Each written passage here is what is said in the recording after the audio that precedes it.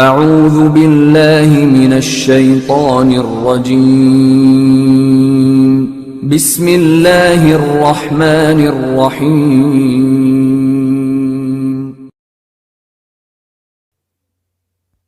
السلام علیکم ورحمۃ اللہ وبرکاتہ۔ ہمارے چینل دعوت قرآن و حدیث کو لائک کریں اور بیل کا بٹن دبانا مت بھولیں۔ جزاکم اللہ۔ نشهد ان لا اله الا الله ونشهد ان محمدا عبده ورسوله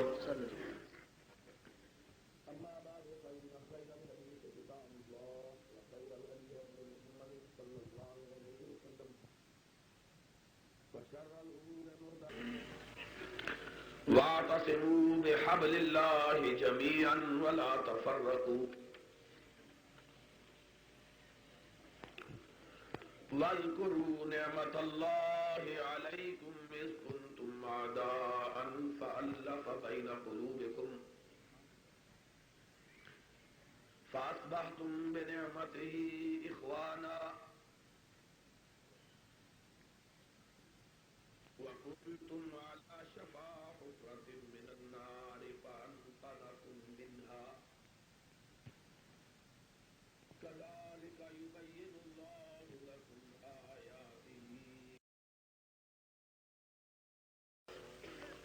اور کڑے موسم میں حاضری کا موقع میسر آیا ہے۔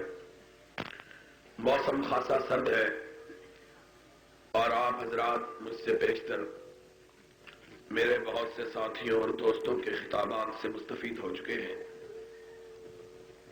اور میں سمجھتا ہوں کہ زیادہ دیر تک آپ کو بٹھائے رکھنا ویسے بھی کچھ مناسب نہیں ہے، اس لیے میں نبی محترم علیہ الصلاۃ والسلام کی سیرت اور آپ کے سوانے کے حوالے سے چند ایک باتیں آپ کی خدمت میں کہوں گا۔ سب سے پہلے کہ میں اپنی گفتگو کا آغاز کروں، میں اس بات کی طرف آپ کی توجہات کو مبذول کروانا چاہتا ہوں کہ مجھے ہر سال ربیع الاول کے مہینے کی آمد پر پاکستان کے اندر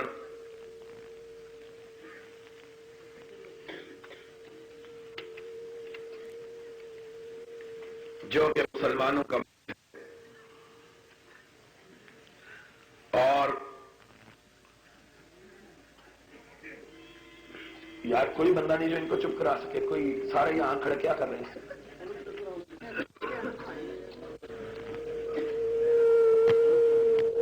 اس ملک کے اندر جو ملک اسلام کے نام پر بنا ہے اور جس کے بیشتر باسی اور رہنے والے مسلمان ہیں، اس مہینے کی آمد پر اس ملک کے اندر مسلمان کچھ ایسی حرکات کرتے اور اس قسم کا وتیرہ اختیار کرتے، ایسی روش اپناتے اور ایسا طرز عمل اختیار کرتے ہیں جن کو دیکھ کر انتہائی دکھ اور افسوس ہوتا ہے۔ اس وجہ سے کہ جس کے نام سے یہ مہینہ منسوب ہے اور جس کی اس مہینے میں آمد ہوئی ہے، اس کا کردار کیا تھا اور ہم اس کا نام لے کر کون سے کردار کو اختیار کرتے ہیں۔ سرور گرامی حضرت محمد الرسول اللہ صلی اللہ علیہ وسلم 13 برس تک مکہ مکرمہ کی بستی کے اندر بازاروں میں، گلیوں میں چوراہوں میں لوگوں سے پتھر کھاتے رہے، ان سے گالیاں سنتے رہے، اپنے آپ کو مجنون کہلوایا، انہیں ساحر کہا گیا، کاہن کے لقب دیے گئے، بھائی اور باپ اور بیٹی اور ماں ان کے درمیان تفریق پیدا کرنے والا کہا گیا۔ لیکن اس سب کے باوجود، بلکہ اس سے بھی بڑھ کر آپ کے قدموں کو لہو لہان کیا گیا، آپ کے گلوئے اطہر میں کپڑا ڈالا گیا، آپ کے جسم کو اس طرح زخمی کیا گیا کہ کوئی حصہ ایسا نہ بچا جہاں سے خون نہ رس رہا ہو، آپ کے راستے میں کانٹے بچھائے گئے، آپ کی اپنے رشتہ دار عورت آپ پر کوڑا اور کرکٹ کے ڈھیر پھینکتی رہی، لیکن آپ یہ سب کچھ دیکھتے ہوئے، یہ سارے مظالم سہتے ہوئے، یہ ساری تکلیفیں برداشت کرتے ہوئے، ان ساری کٹھنائیوں سے گزرتے ہوئے، ان سارے زخموں کو دیکھتے ہوئے لوگوں کو کفر سے اسلام کی طرف لاتے رہے، اور ہم آرام سے اپنی مسجدوں پہ بیٹھ کے مسلمانوں کو کافر بنانے میں لگے ہوئے۔ نبی کائنات علیہ الصلوۃ والسلام نے تو یہ مصیبتیں اس لیے جھیلی کہ کافروں کو مسلمان کریں، اور ہم اس مہینے کی آمد پر اس نبی کا نام لے کر، پھولوں کے ہار پہن کے، جلوس نکال کے، اپنی راہوں کو موم بتیوں اور دیوں سے روشن کروا کے لوگوں کو تاریکیوں کی طرف دھکیلتے اور محمد کی امت کے لوگوں کو اسلام سے خارج کرنے کا فریضہ سر انجام دیتے۔ کیا حضرت محمد الرسول اللہ صلی اللہ علیہ وسلم کی یہی روش تھی؟ کیا آپ کا یہی طریقہ کار تھا؟ کیا اس مہینے میں یہی کام کرنا چاہیے؟ کیا جس کے نام پر اس مہینے کو آراستہ اور پیراستہ کیا جاتا ہے اس کو ایسے ہی کام پسند تھے؟ اس کے اخلاق کا عالم تو یہ تھا کہ اس کا بدترین دشمن اس کی زندگی اقدس میں ان کے بارے میں تاریخ کے سب سے نازیبا کلمات اپنی زبان سے نکالتا۔ قرآن نے ان الفاظ کو محفوظ کیا ہے کہ اس نے کہا تھا لَيُخْرِجَنَّ الْأَعَزُّ مِنْهَا الْأَذَلَّ، ہم عزت والے ہیں، معاذ اللہ نبی اور اس کے ساتھی ذلیل ہیں، اور ہم عزت والے اعوذ باللہ ان ذلیلوں کو مدینے سے نکال دیں۔ ایک چھوٹا سا بچہ اس سے یہ الفاظ سنتا ہے، بھاگا ہوا اپنے آقا کی بارگاہ میں حاضر ہوتا ہے، اس کی آنکھوں میں آنسو ہے، اس کے لب شدت غم سے پھڑ پھڑا رہے ہیں، اس کے چہرے کا رنگ اڑ چکا ہے، اس کے رخسار زرد ہو چکے، اور غصے سے چھوٹا سا بچہ تھر تھر کانپ رہا ہے۔ میرے آقا پیار سے اس کے سر پہ ہاتھ رکھتے ہیں، فرماتے ہیں بیٹے کیا بات ہے؟ آنکھوں میں مچلنے والے آنسو ٹپک کر باہر گر پڑتے ہیں، کہتے ہیں آقا آج اس منافقوں کے سردار عبداللہ ابن ابی نے آپ کو ذلیل اور اپنے آپ کو عزت والا کہا ہے. صحابہ تڑپ اٹھے. کئی لوگ اپنی تلواروں کو اپنے میانوں سے باہر نکال لیتے ہیں اور ان کے کچھ بولنے سے پہلے اس کا اپنا بیٹا لپکتا ہوا آگے بڑھتا ہے. اللہ کے رسول پہلے میری بات سن لیجئے گا.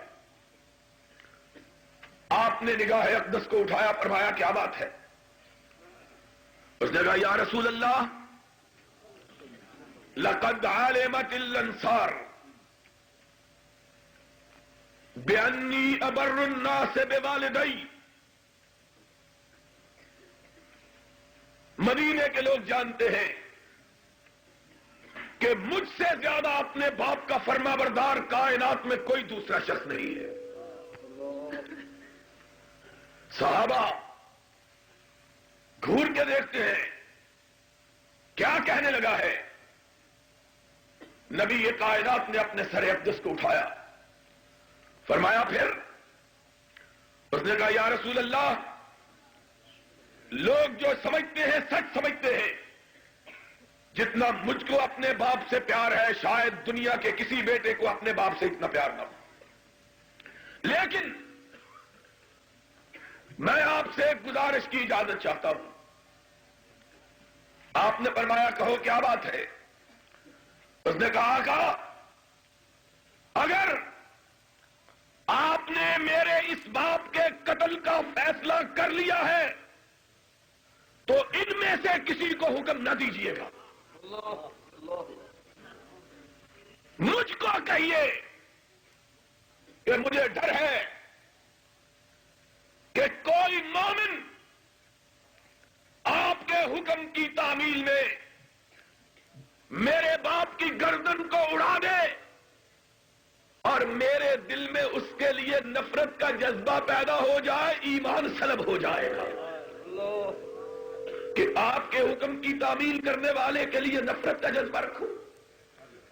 آقا اس لیے میری گزارش یہ ہے کہ اگر آپ کا فیصلہ ہے تو مجھ کو کہیے, ابھی آپ کی پلک نہیں جھپکے گی کہ میرے باپ کا سر ہوگا اور آپ کے پیر ہوں گے. میں گردن کاٹ کے لاتا. فلک سہما پڑا تھا, زمین سہمی پڑی تھی, آسمان ساکن تھا بیچارہ. سکتہ داری ہو گیا. دیکھا کہ وہ صادق الوعد مومن اپنی تلوار کو باہر نکال کر اس کی دھار پہ نظر ڈال رہا ہے. رحمت للعالمین کی نگاہ اقدس اٹھی, فرمایا عبداللہ ابن ابی کے مومن بیٹے اپنی تلوار کو میان میں ڈال لو. تیرا باپ اپنے آپ کو مسلمان, وہ کتنا بڑا منافق ہی کیوں نہ ہو, اس کی گردن کو اڑا کر اپنے ہاتھ کو کسی نام نہاد مسلمان کے خون میں بھی ملوث نہیں کرنا چاہتا. نعرہ تکبیر, راجہ میں اسلام علامہ احسان لائی ظہیر, میں نہیں چاہتا کہ کسی مومن کے قتل کا, کسی مسلمان کے, مومن نہیں کسی مسلمان کے قتل کا حکم سکتا. یا رسول اللہ منافق ہے. کہا اس کا معاملہ اس کے رب کے ساتھ ہے. میں اسلام کا جھوٹا دعویٰ کرنے والے کو بھی کافر کہنا پسند نہیں. تمہارا نبی تو یہ ہے, اور تم جن کو نہیں جانتے کہ ان کے ایمان کا کیا مقام ہے, تم نہیں جانتے رب کی نگاہ میں ان کی کیا عزت ہے, ان کا کیا احترام ہے. تمہیں کیا معلوم ہے کہ اللہ انہیں کس نگاہ محبت سے دیکھتا. تم معمولی معمولی اختلافات کی بنیاد پر ان کو کافر کہتے ہو. کیا جس کی سیرت کے نام پہ جلسے کرتے ہو اس کی تعلیمات یہی ہے؟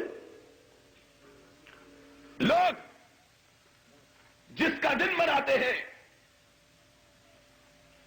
اس کے دن کو اس کی یاد سے روشن کرنے کے لیے وہ کام کرتے ہیں جو وہ کام کیا کرتا تھا۔ اگر کوئی موسیقار مر جائے، اس کا دن مناتے ہوئے لوگ سازندوں کو بلاتے ہیں، گویوں کو بلاتے ہیں، چمٹا بجانے والوں کو بلاتے ہیں، ڈھولک پہ تھاپ لگانے والے کو بلاتے ہیں، کیونکہ اس کی روح خوش ہوگی، وہ یہی کام کیا کرتا تھا۔ شاعر مر جائے، اس کے دن کو مناتے ہوئے لوگ مشاعرے کرتے ہیں۔ ادیب مر جائے، اس کی یاد تازہ کرتے ہوئے لوگ ادب پارے پیش کرتے ہیں۔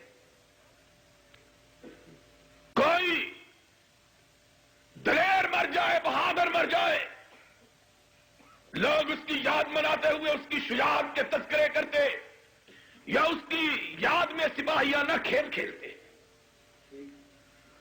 اور تم ربیع الاول کے مہینے میں جو کچھ کرتے ہو بتلاؤ، تم کس کی یاد کو زندہ کرتے ہو؟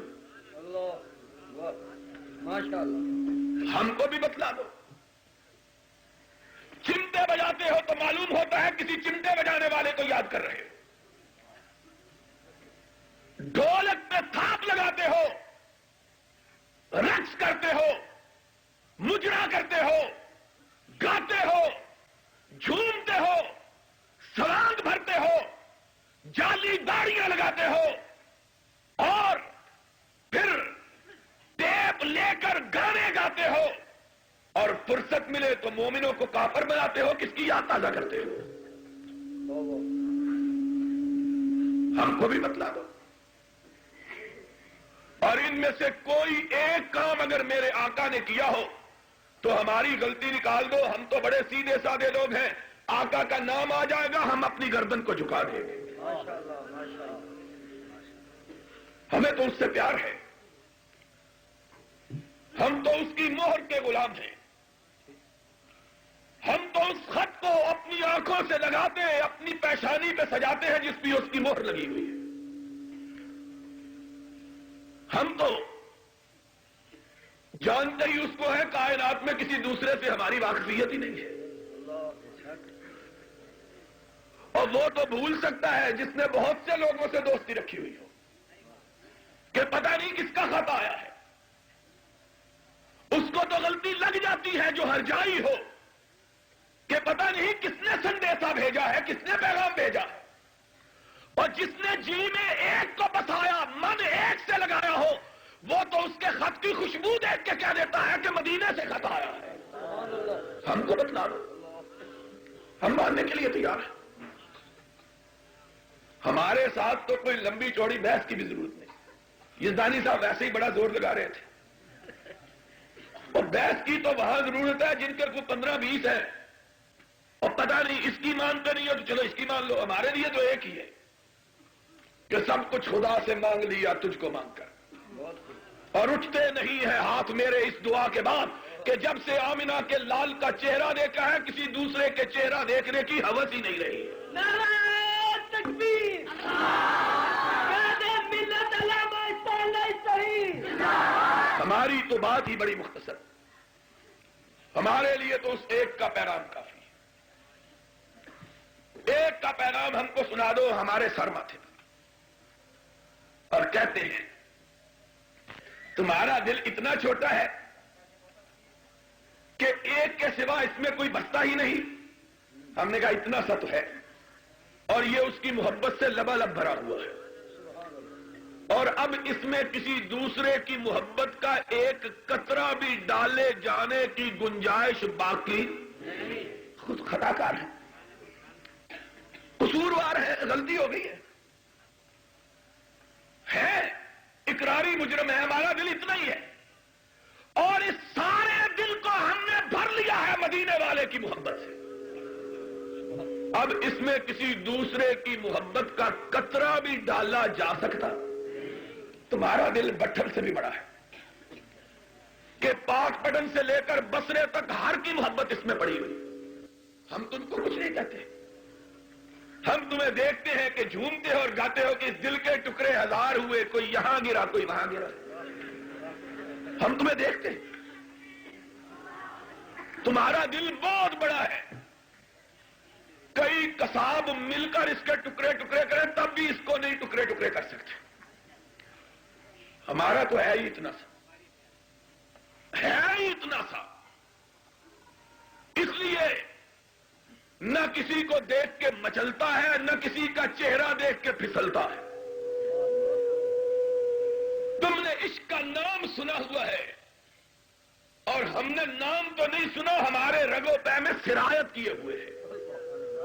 ہم نے تو یہ سمجھا ہے کہ عشق تو ایک سے ہوتا ہے، پیار تو، اور اسی کو یار کہتے ہیں جو ایک کو مانے، اور جو جگہ جگہ جی لگائے اس کو یار نہیں کہتے، ہر جائی کہتے ہیں۔ تمہارے اور ہمارے پیار میں اتنا ہی فرق ہے جتنا شیخ سعدی نے کہا ہے۔ اس نے کہا ایک بابا جا رہا تھا بازار میں، ایک خوبصورت خاتون وہاں سے گزری، بابا جی نے کبھی اتنی خوبصورت عورت دیکھی نہیں تھی، دل پکڑ کے بیٹھ گئے، اب پیچھے پیچھے چلنا شروع کر، اس نے کہا بابا تیری مت ماری گئی، بڑھاپے میں تجھ کو کیا ہو گیا ہے؟ کہنے لگا بی بی میں عاشق ہو گیا۔ اس نے کہا پھر عاشق ہی ہونا تھا بدبختہ، تو میری بہن پہ عاشق ہوتا جو مجھ سے بھی زیادہ خوبصورت ہے۔ بابا کچا تھا، اس نے کہا وہ کدھر ہے؟ اس نے کہا پیچھے آ رہی ہے۔ اس نے پیچھے مڑ کے دیکھا، اس نے تھپڑ مارا زور سے، اس نے کہتا عاشق ہوتا تو پیچھے مڑ کے دیکھنا گوارا، اور ہم کو بھی دیکھو، اور جماعت اسلامی والا سن لو، ہم کو یہ کہنا دیتے ہو شریعت بل نہیں مانتے، اور نہیں مانتے اس لیے کہ اس میں مدینے والے کے ساتھ کسی دوسرے کا بھی نام لکھا ہوا ہے۔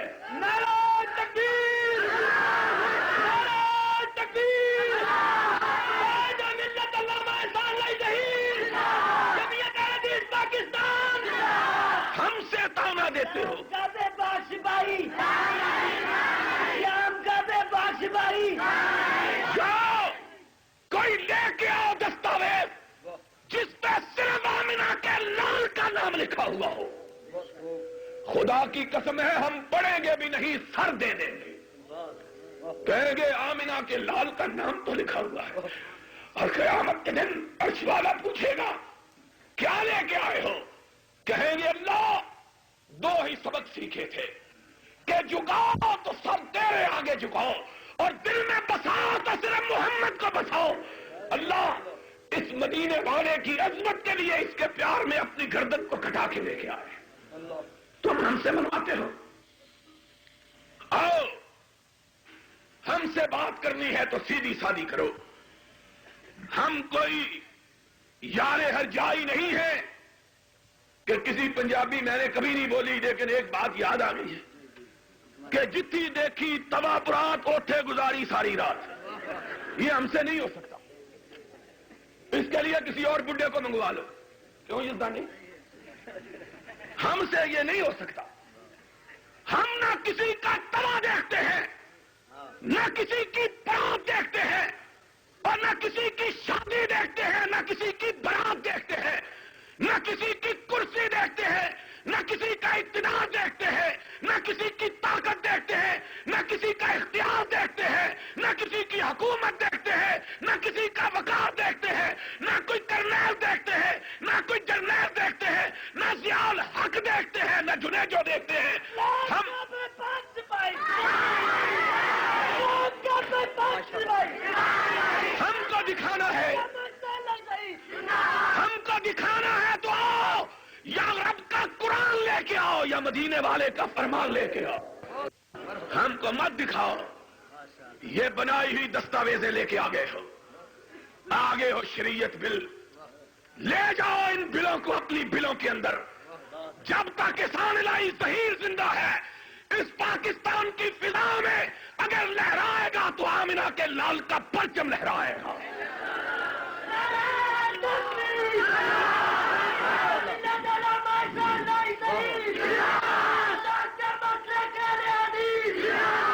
لے کے آگے ہے بل، لے کے آگے ہے، جاؤ بے وقوفوں کو شکار کرو، یا ان کو شکار کرو جن کا نام بیچاروں کا چھپ نہیں سکتا، تمہارے وسیلے سے چھپ جائے گا۔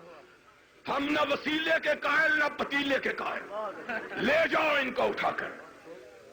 ہم سیدھی بات کرتے ہیں، اور جو لوگ ضیاء الحق کے 10 سالہ ماشاء اللہ کے اقتدار کے زمانے میں نہ ضیاء الحق سے ڈرے نہ اس کے ماشاء اللہ سے ڈرے، تمہاری ان بلی کی میاؤں سے ڈر جائیں گے؟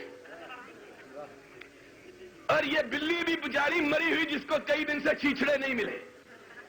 اختلاف تو چیچڑوں کا ہے، اور کس بات کا اختلاف؟ صرف چیچڑوں کا اختلاف ہے۔ شرم کی بات ہے، آج ہم سے باتیں کرتے ہیں ضمیر فروش، ایمان فروش، دین فروش، ان کی حالت یہ ہے، سنو بات کو، یہ جاتے ہیں 18 اکتوبر کو مظاہرہ کرنے کے لیے اسلام آباد کے اندر، اور دوسرے دن اسی حکومت کو جس کو کافر کہا، فاسق کہا، ظالم کہا، اس کے وزیر کو اپنے مدرسے میں بیٹھ کر اس کے سامنے گداگری کے لیے جھولی پھیلا کر اپنے لیے چندہ مانگتے ہو۔ تم ان لوگ، ایک گروہ نے وزیر خزانہ یاسین بٹو کو منگوایا اور 2 دن پہلے جلوس نکالا، اور پھر اپنی جھولی دے جا سخیا رائے خدا تیرا اللہ بوٹا پٹے گا۔ یہ شریعت بنا، اپنے مدرسے کے اندر بلایا، سنتا جا شرماتا جا، اور اگر کوئی غیرت ہے تو مرتا جا۔ کوئی خدا، اور تم نے شریعت لینی ہے جو جھوٹا لے کر گئے ہیں، اور شریعت لیں گے تو یہ لیں گے جو رب کے لیے، رب کے رسول کے لیے گردن گھٹانا تو جانتے ہیں، کسی کے سامنے ہاتھ پھیلانا اسلام کا بے باک سپاہی، یہ گداگر، گداگر۔ خدا کی قسم ہے، اس دن میرا جی یہ چاہتا تھا کہ مر جاؤں، ان بے غیرتوں کو شرم نہیں آتی، لیکن کم از کم ان کے ساتھ ہماری نسبت تو ہے۔ یہ بھی مولوی ہے،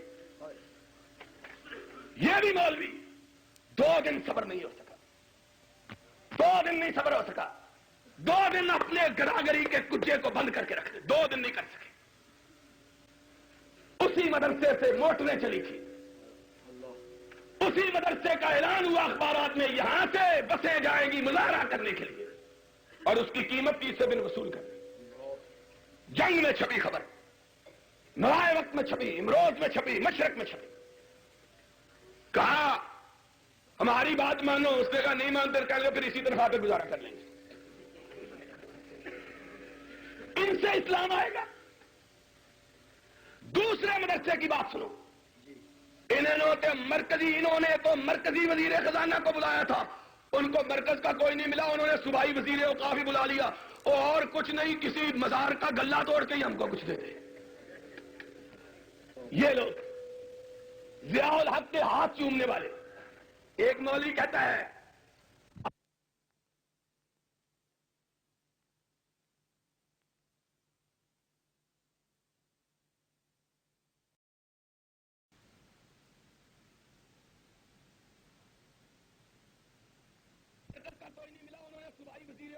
اس کے پروانے لڑیں گے، شریعت کے لیے لڑیں گے تو یہ میرے بیٹے لڑیں گے، جن کا عقیدہ یہ ہے ان صلاتی و نسکی و محیای و مماتی للہ رب العالمین، جو موت و حیات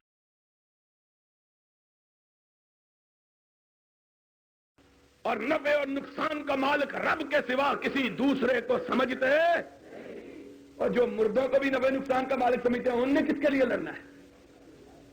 انہوں نے ڈرنا ہی ڈرنا ہے، انہوں نے لڑنا نہیں، انہوں نے ڈرنا ہی ڈرنا۔ ہم لڑیں گے انشاءاللہ۔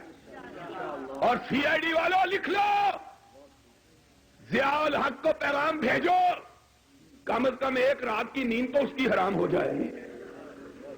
اس کو لکھو کہ جس دن اہل حدیث کتاب و سنت کی بالادستی کے لیے سروں پر کفن باندھ کر میدان میں نکل آئے، بازاروں میں آ گئے، تو پھر سن لو، یا رب کے رسول کا پرچم لہرائے گا، تم نہیں ہوگے، اور اگر تم ہوگے تو پھر ہم نہیں ہوں گے۔ نعرہ تکبیر، اسلام علامہ احسان اللہ تحریر، جمعیت اہل حدیث پاکستان، اہل حدیث یوتھ فورس، توحید و سنت، شرک و بدعت۔ سن لو بات کو، آج کہتے ہیں شریعت بل، اور یہ بل لے کے آگے شریعت کے نام پہ کوئی بات نہیں، غلطی لگ جاتی ہے۔ مولوی صاحب بھی جذبے میں نعرے مار رہے تھے نا، ان کو نہیں پتا تھا کہ آپ جذبے میں پوری طرح ہوش و حواس کھو بیٹھے۔ میں یہ بات کہہ رہا تھا، یہی دیوانوں کا کام ہے جو نہ آگے دیکھتے ہیں نہ پیچھے، اور خدا کی قسم ہے میری عادت نہیں ہے کسی کا نام لے کر بات کرنے کی۔ ان میں سے ایک بڑا مولوی وہ تھا جو آج بڑا رستم زمان بنے ہوئے ہیں۔ ہم کو پتا ہے یہ لڑائی کتنی دیر تک چلے گی، اور ہم سب کو جانتے ہیں۔ کبھی کبھی میں کہا کرتا ہوں، مجھ پہ ظاہر ہے تمہارا باطن، منہ نہ کھلواؤ کہ میں وہابی ہوں۔ ہم سے کوئی چیز تمہاری مخفی نہیں ہے۔ ہم جانتے ہیں تم لڑائی کے میدان میں اس وقت نکلتے ہو جب علاقے کے تھانے دار سے اجازت لے لیتے ہو۔ تم اتنے بہادر ہو، جب تک علاقے کا تھانے دار اجازت نہ دے تم نے کبھی لڑائی کی بات، بڑے بڑے مانس لوگ ہیں۔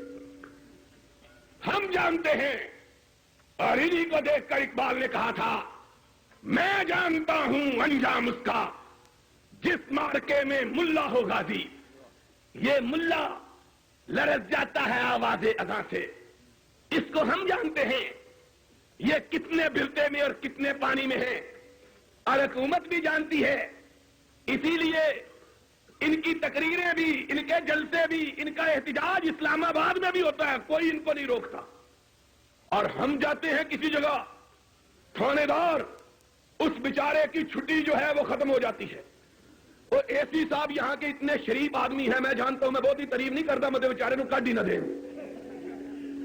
وہ بیچارہ 8 میل دور بار ہمارے آنے کی آمد کی خبر سن کر بیچارے باہر گئے، شریف آدمی، اور ہم آتے ہیں، کب کبھی تاری ہو جاتی ہے، جانتے ہیں وہ آ رہے ہیں کہ یا اپنا گرے چاک یا دامن یزنا چاک، اور تم پارلیمنٹ ہاؤس کے باہر مظاہرے کے لیے بھی جاتے ہو، کوئی تمہیں نہیں روکتا۔ کیوں نہیں روکتا؟ اس لیے کہ حکومت جانتی ہے اپنے گھڑے کی مچھلیاں ہی آ رہی ہیں، اپنے بال کے ہی آ رہے ہیں، اپنے پٹھو ہی آ رہے ہیں، اور اپنے پٹھوؤں کو لوگ کہتے ہیں چڑھ جا بیٹا، کوئی بات نہیں۔ اگر ہم کبھی نکلے پھر دیکھنا زمانے کی کروٹیں کیسی بدلتی ہیں، آسمان کیسے رنگ بدلتا ہے، اور زمین تم پر کیسے تنگ ہوتی ہے، فضائیں اپنا رخ کیسے تبدیل کرتی ہیں۔ جب ہم نکلیں گے تو انشاءاللہ پاکستان میں تمہارا رہنا دوبر ہو جائے گا۔ یہ نکلتے ہیں پوچھ کر۔ ان میں سے ایک بڑے مولوی کی بات یہ ہے، سن 77 کی تاریخ میں آج یہ پیپلز پارٹی کے خلاف، اور ہم نے بھٹو کے دور میں لڑائی لڑی، کائنات گواہ ہے، پاکستان کی تاریخ گواہ ہے۔ بھٹو کے زمانے میں مجھ پر 45 کیس چلائے گئے، 40 اور 5 مقدمے چلائے گئے، 2 قتل کے کیس مجھ پر دائر کیے گئے، 2 مرڈر کیسوں میں مبتلا کیا گیا۔ میں نے اپنے ہاتھ سے کبھی مرغی بھی ذبح نہیں کی، مجھ کو کہنے لگے 2 بندے مار دیے ہیں۔ ہم نے لڑائی لڑی۔ یہ اگر مولانا حافظ ابراہیم کمیر پوری کا وقت ہوتا، فرصت ہوتی تو آپ کو بتلاتے، جب ہم بھٹو کی آمریت کو للکار رہے تھے، یہ رات کی تاریکیوں میں چھپ کر بھٹو سے ٹکٹیں مانگ رہے تھے۔ آج بڑے رستم زمان بنے ہوئے اس زمانے کی بات کرتا ہوں۔ ان میں سے ایک بڑا مولوی ہمارے ساتھ تھا، سن 77 کی تاریخ چل رہی تھی، ہم نے 72 سے تاریخ چلا رکھی تھی۔ جس دن بھٹو اقتدار پہ آیا، سب سے پہلی اس کے خلاف تقریر دو آدمیوں نے کی تھی. ایک آغا شورش مرحوم تھے, دوسرا میں تھا. موچی دروازے کے اندر کھڑے ہو کر ہم نے بھٹو شاہی کو للکارا اور میں نے تب کہا تھا, بھٹو سن لو, ساری کائنات تیری خدائی کو مان لے, وہاں بھی تیری خدائی نہیں مان سکتے. ہم نے صرف عرش والے کی خدائی مانی ہے. پھر 77 تک لڑتے رہے اور 77 کو ساری کائنات باہر نکلی. ان مولوی صاحب نے بھی سوچا, جو آج شریعت بل کے ایک بڑے لیڈر بنے ہوئے ہیں, کہ میں بھی لہو لگا کے شہیدوں میں نام لکھوا لوں. ان کا خیال تھا اب پوری کائنات نکل پڑی ہے, اب پورا زمانہ نکل پڑا ہے, اب کوئی تکلیف نہیں ہوگی, اب کوئی گرفتاری نہیں ہوگی, اب کوئی تشدد نہیں ہوگا. یہ 9 اپریل کی بات ہے جس دن لاہور کی شاہراہیں نظام مصطفیٰ کے شہیدوں کے خون سے گلنار ہو گئی تھی. اس دن کی بات ہے. علماء کے جلوس کی قیادت میں کر رہا تھا, یہ بزرگ بھی میرے ساتھ تھے.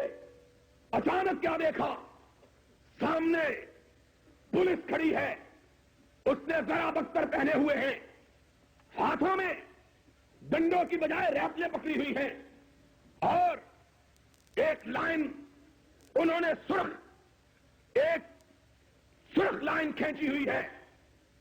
ہم جب جلوس لے کر آگے بڑھے, ایک مجسٹریٹ میرے پاس آیا, اس نے مجھے کہا, علامہ صاحب سنیے, اس لکیر سے جو آگے گزرے گا ہم اس کو گولی مار دیں گے, آپ مہربانی کریں جلوس کو واپس لے جائیں. میں نے اس کو کہا, مجھے اس ماں نے جنا ہے جس نے صرف پلٹنے کا طریقہ سکھلایا ہے, جس نے صرف جھپٹنے کا طریقہ سکھلایا ہے, پلٹنے کا طریقہ نہیں سکھلایا ہے.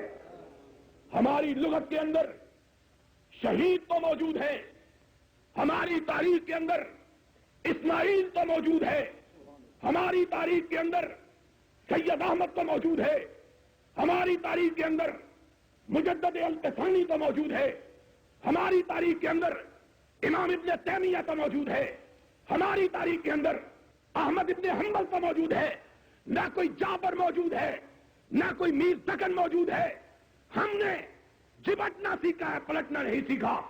تم ان کو کہو گولی چلائیں, ہم سرور کائنات کی عظمت کے لیے اپنے سینوں پہ گولی کھائیں گے. کائنات دیکھے گی کہ وہابیوں کے بیٹے پشت پہ گولی نہیں کھاتے.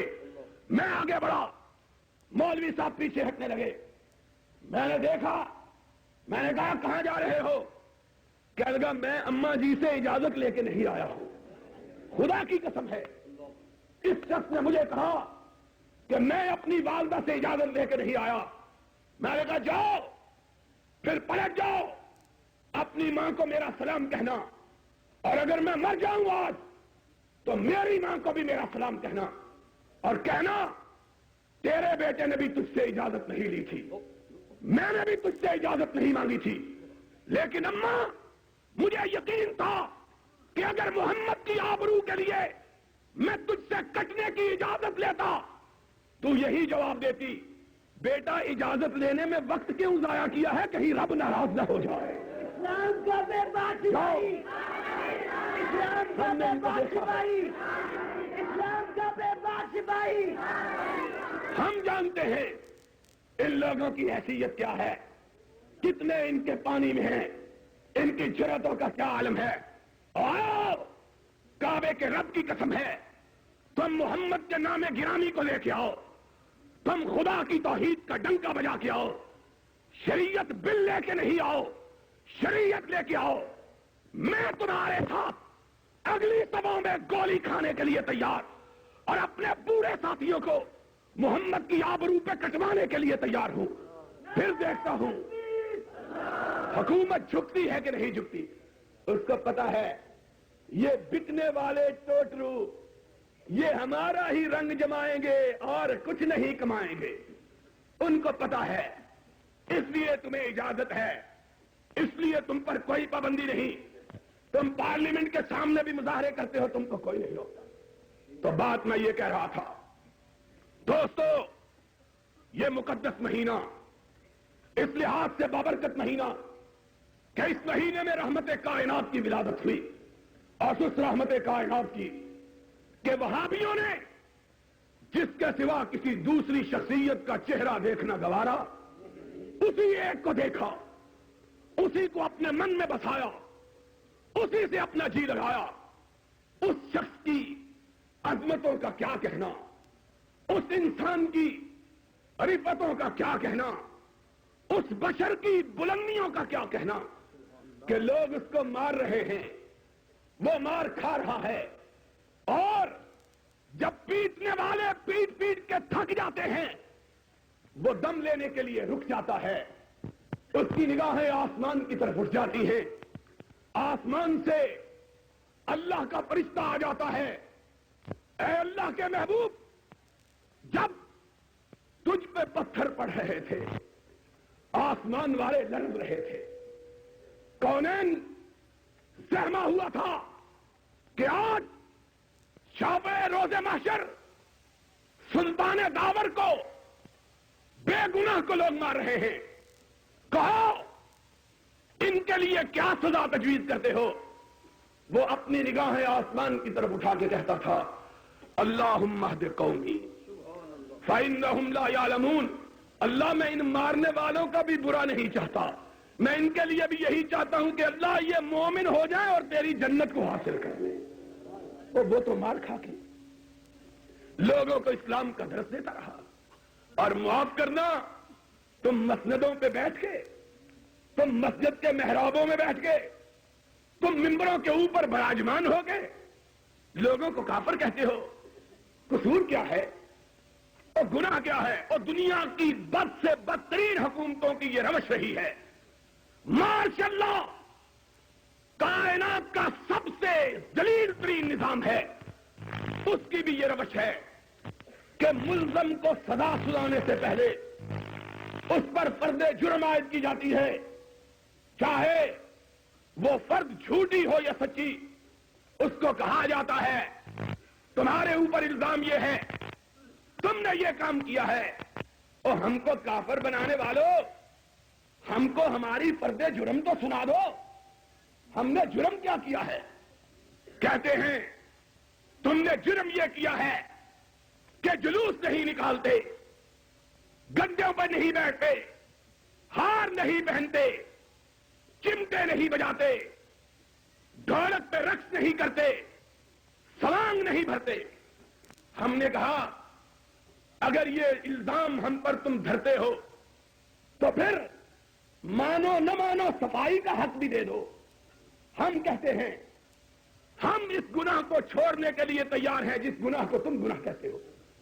اگر یہ الزام جرم ہے، ہم اس جرم سے کنارہ کش ہونے کے لیے تیار ہیں، لیکن ہماری بدقسمتی یہ ہے وہابیوں کے گھر پیدا ہوئے ہیں، ہمارے ماں باپ نے ہم کو دولے شاہ کا چوہا نہیں بنایا ہے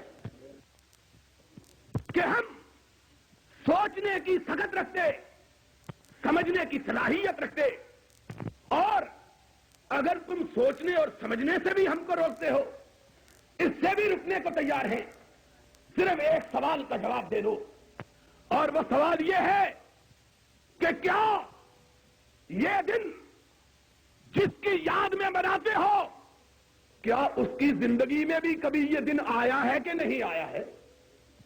صرف اتنے سے سوال کا جواب دے دو، کبھی اس کی زندگی میں بھی یہ دن آیا ہے کہ نہیں آیا؟ 40 سال پہلے کی بات چھوڑ دو اور 23 سال بعد کی بات کرو، جو نبوت کا زمانہ ہے۔ کیا 13 سال مکے میں، 10 سال مدینے میں میرے آقا نے کبھی یہ دن منایا ہے کہ نہیں منایا؟ کہتے ہیں تم گستاخ ہو، سوال کیوں پوچھتے ہو؟ ہم نے کہا معافی مانگ لیتے ہیں، لیکن اتنی بات تو بتلا دو کہ نبی کے بعد اس کائنات کے اندر کوئی نبی کا دوست بھی حکمران رہا ہے کہ نہیں رہا ہے؟ کبھی نبی کے یاروں کی بھی حکومت آئی ہے کہ نہیں آئی ہے؟ کبھی نبی کے دوستوں کا بھی اختیار ہوا ہے کہ نہیں ہوا ہے؟ اگر تمہارا عقیدہ یہ ہے کہ صدیق نبی کا کچھ لگتا تھا اور وہ 11 ہجری کو حکمران ہوا، 13 ہجری کو ان کی وفات ہوئی، تو اتنا تو بتلا دو 2 برس یہ دن ان کی زندگی میں آیا ہے کہ نہیں آیا ہے؟ اور پھر بتلا دو کہ فاروق کے بارے میں تمہاری رائے کیا ہے؟ 10 برس، سن 13 سے لے کر 23 تک، 24 تک وہ بھی حکمران رہا ہے 11 برس، کیا اس کی زندگی میں بھی یہ دن کبھی آیا ہے کہ نہیں آیا ہے؟ پھر 12 برس، اس کے بعد نبی کا اپنا داماد 2 بیٹیوں کا شوہر عثمان حکمران رہا ہے، کیا اس کے دور اختیار میں بھی کبھی یہ دن آیا ہے کہ نہیں آیا ہے؟ پھر اس کے بعد ان کی چھوٹی بیٹی کا شوہر اور ان کے بیٹوں کا باپ، حسنین کا باپ علی مرتضی 35 ہجری سے لے کر 40 ہجری تک حکمران رہا ہے، 5 سال اس کے زمانے میں بھی یہ دن آیا ہے کہ نہیں آیا ہے؟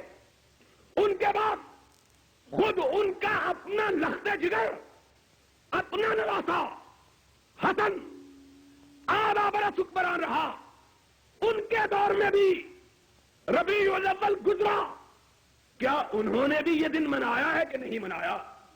یارو ہم اپنے لیے تو نہیں لڑتے، ہم کو مجرم کہہ دو تو کوئی بات نہیں، لیکن دیکھو تو صحیح کہ تمہاری ستم گری کن کن لوگوں پہ اثر انداز ہو رہی ہے۔ اگر یہ دن نہ منانا جرم ہے تو بتلاؤ قیامت کے دن صدیق کو کیا کہو گے، فاروق کو کیا کہو گے، عثمان کو کیا کہو گے، حیدر کرار کو کیا کہو گے، نبی کے بیٹے حسن کو کیا کہو گے؟ ان پر کون سی پردے جرم لگاؤ گے؟ جاؤ اگر تم یہ کہو کہ ہم بھی اسی جرم کے مرتکب جس کے یہ مرتکب تھے، تو ہمارے نصیبے کا کیا کہنا کہ ہم بھی اسی صف میں کھڑے ہوں جس صف میں صدیق و فاروق کھڑا ہو؟ پھر اس سے بڑی ہمارے نصیبے کی بات کیا؟ لوگوں آؤ انصاف کی بات کرو۔ آج تمہارا ملک اس بات کا متحمل نہیں ہے کہ معمولی باتوں کو، ان باتوں کو جن کو تم نے خود تراشا ہے، نہ قرآن میں جن کا ذکر، نہ محمد کے فرمان میں جن کا تذکرہ، ان باتوں پہ لڑ کے امت کو بانٹ رہے، امت میں تفرقہ پیدا کر رہے، امت میں خلفشار پیدا کر رہے، امت میں انتشار پیدا۔ آج امت کو اتحاد کی ضرورت ہے، آج امت کو اتفاق کی ضرورت ہے۔ بیرونی جارحیت ہمارے دروازوں پہ دستک دے رہی ہے، روسی فوجوں کی شاہ پر افغانستان ہر روز پاکستان پہ بمباری کر رہا ہے، مسلمانوں کی بہو بیٹیاں لٹ رہی ہیں، مسلمانوں کی آبروئیں کٹ رہی ہیں۔ ہندوستان پاکستان کا اصلی دشمن، ہندو مسلمانوں کا بدترین دشمن، اپنی فوجیں ہماری سرحدوں پہ لے آیا ہے، اور یہ حکمران طبقہ دونوں ہاتھوں سے ملک کو لوٹ رہا ہے۔ پنجاب کے وزیر اعلیٰ کے بارے میں فرنٹیئر پوسٹ 3 نومبر کے اندر چھپا ہے کہ اس وزیر اعلیٰ نے پنجاب کا اربوں روپیہ لوٹا ہے۔ ایک ملا بے غیرت جس نے چند روز پیشتر جھوٹ کہا کہ محمد کریم میرے پاس آئے اور رسول اللہ میرے پاس آئے، جھوٹ بولا اور کہا میں نے اس وزیر اعلیٰ سے کوئی فائدہ نہیں اٹھایا۔ اس کے بارے میں دستاویزی ثبوت چھپا کہ جس طرح رسول اللہ کے بارے میں جھوٹ بولا، اس طرح وزیر اعلیٰ کے بارے میں بھی جھوٹ بولا۔ 166 کنال زمین جس کی قیمت 1,66,00,000 روپیہ ہے، اس ملا کو اس وزیر اعلیٰ نے دی ہے، چھپا ہے اخبار میں۔ فرنٹیئر پوسٹ منہ پہ تالے لگے ہوئے، کوئی بولنے کے لیے تیار نہیں۔ 1,66,00,000 کی زمین اس ملا کو دی گئی، زمین فروشی کے لیے، دین فروشی کے لیے۔ آج ایسے وقت میں قوم کو اتحاد کی اتفاق کی ضرورت ہے کہ قوم یکجہتی اتحاد کا مظاہرہ کر کے اندرونی دشمنوں کے خلاف بھی سب آ رہا ہو، بیرونی دشمنوں کے خلاف بھی سب آ رہا ہو۔ اور یاد رکھو، آج روس جیسی بڑی طاقت اور ہندوستان جیسی بڑی قوت کو جہاد کے جذبے کے بغیر شکست دی جا سکتی صرف جہاد کے ذریعے، اور جہاد کے لیے اتحاد ہونا ضروری ہے۔ سب سے پہلے اتحاد، پھر جہاد۔ آج تم امت کو ان معمولی باتوں پر جن کی کوئی قرآن و سنت میں دلیل نہیں، یہ امت روایات میں کھو گئی، یہ ملت خرافات میں کھو گئی، تمدن تصوف تغنی کلام بتانے عجم کے پجاری تمام، یہ امت روایات میں کھو گئی، یہ ملت خرافات۔ اور حکمرانوں کو یہ بات سوٹ کرتی ہے کہ قوم آپس میں لڑتی رہے تاکہ ان کو اپنی لوٹ کھسوٹ کی کوئی رکاوٹ محسوس نہ ہو۔ جب چوہے آپس میں لڑ رہے ہوں تو بلیوں کو شکار کرنا آسان ہو جاتا ہے۔ تم اپنے آپ کو چوہے بنا کر بلیوں کے سامنے اپنے آپ کو ڈالے ہوئے ہو۔ خدا کے بندو، خوف کرو، آ جاؤ۔ آخری بات جو اپنے مطلب سے بھی متعلق ہے، کہہ دیتا ہوں کہ ہماری دعوت یہ ہے، ہمارا اعلان یہ ہے، ہم سارے مسلمان فرقوں کے ساتھ اتحاد کے لیے تیار ہیں۔ کوئی گروہ، کوئی جماعت، ہم اس سے اتحاد کے لیے تیار ہیں۔ بریلویوں کے ساتھ، دیوبندیوں کے ساتھ، بدقسمتی سے جماعت اسلامی بھی فرقہ بن گئی ہے، ان کے ساتھ بھی، ان کے ساتھ ہم اتحاد کے لیے تیار ہیں۔ آ جاؤ، ہم اتحاد کر لیں۔ اتحاد اس وقت کی ضرورت ہے، لیکن اتحاد ہوگا انہی بنیادوں پر جو رب اور رسول نے بیان کی ہے۔ ان تنازعتم فی شیء فردوہ الی اللہ ہے۔ جاؤ سمندری کے لوگوں، میرا یہ پیغام سن لو، جو جماعت قرآن و سنت پر اتحاد کے لیے خواہش رکھتی ہے، ہم جمعیت اہل حدیث پاکستان کے لوگ صبح کا سورج طلوع ہونے سے پہلے اس کے ساتھ اتحاد کو تیار ہیں۔ لیکن ایک بات سن لو، قرآن و حدیث کو چھڑوا کے کوئی اتحاد کامیاب ہو سکتا نہیں۔ جتنے جی چاہے ہاتھ اکٹھے اٹھا لیں۔ اتحاد ہوگا یا رب کے قرآن پر ہوگا یا محمد کے، ہم تیار ہیں۔ اور انشاءاللہ العزیز اتحاد ہی سے اس ملک کو بچایا جا سکتا ہے، قرآن پر، محمد کے فرمان پر۔ اور لوگوں، یہی ہمارے لیے سب سے قیمتی متاع ہے، اور ہم جب تک زندہ ہیں انشاءاللہ اسی کی بالادستی کے لیے لڑیں گے۔ بولو اسی کی بالادستی کے لیے، اور سارے بولو اسی کی بالادستی کے لیے، سارے ہاتھ اٹھا کے کہو قرآن و سنت کی بالادستی کے لیے لڑیں گے۔ وآخر دعوانا الحمدللہ۔